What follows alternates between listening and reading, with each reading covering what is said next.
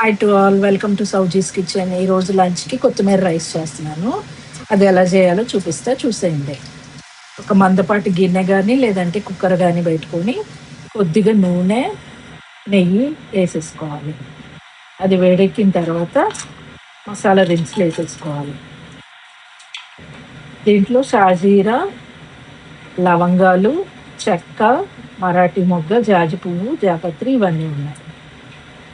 ఇవి వేగేలోపు కొత్తిమీరని శుభ్రంగా కడిగేసి పేస్ట్ చేసేసుకుందాం. కొత్తిమీరని శుభ్రంగా కడిగేసి మిక్సీలో వేసుకొని ఇలా పేస్ట్ చేసేసుకోవాలి. ఇవి వేగాయి.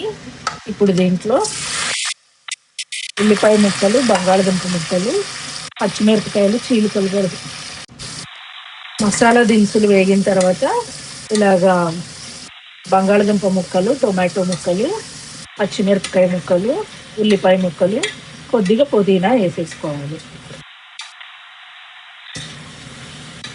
వేసి కొంచెం బాగా వేగనివ్వాలి. ఈ ముక్కలు వేగుతున్నప్పుడే దీంట్లో కొద్దిగా అల్లం వెల్లుల్లి పేస్ట్ వేసుకోవాలి. అల్లం వెల్లుల్లి పచ్చివాసన పోయే వరకు వేగిన తర్వాత ఇప్పుడు రెడీ చేసి పెట్టుకున్న కొత్తిమీర పేస్ట్ వేసేసుకోవాలి.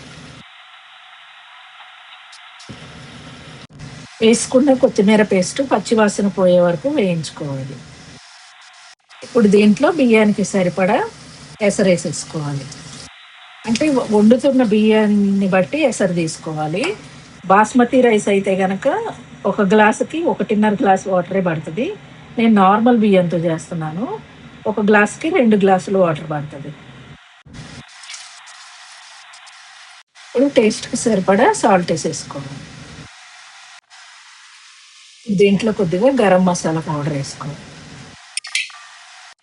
వాటర్ ఇలాగ తెరులుతున్నప్పుడు కడిగి పెట్టుకున్న రైస్ని నీళ్ళు వంపేసుకొని దీంట్లో వేసేసుకోవాలి. ఇప్పుడు ఇంకా ప్రెషర్ పెట్టేసేసుకొని 3 విజిల్స్ వచ్చే వరకు ఉంచుకొని ఆపేసేయాలి. వేడి వేడి కొత్తిమీర రైస్ రెడీ అయిపోయింది.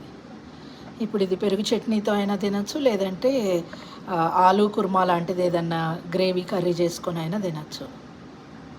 మీరు కూడా ట్రై చేయండి.